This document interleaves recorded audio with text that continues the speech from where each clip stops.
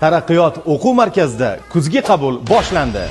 Taraqqiyot o'quv markazi joriy yilning oxirgi 3 oyida mingga yaqin o'quvchilari nemis tili, arab tili, turk tili, xitoy tilidan B1, B2, C1, koreys tilidan Topic 2, 3, 4, 5 darajadagi sertifikatlar va ingliz tilidan son sanoqsiz B2 va C1 darajadagi sertifikatlarni qo'lga kiritishda yordam berdi.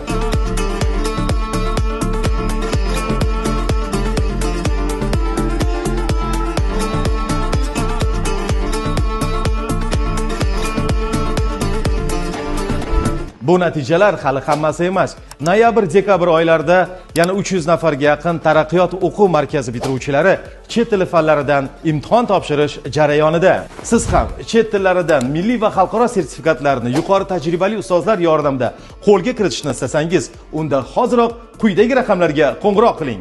Manzil Namangan shahri, O'zbegim oshxonasi 2-qavati, Mo'ljal Chorsu bozori ro'parasida.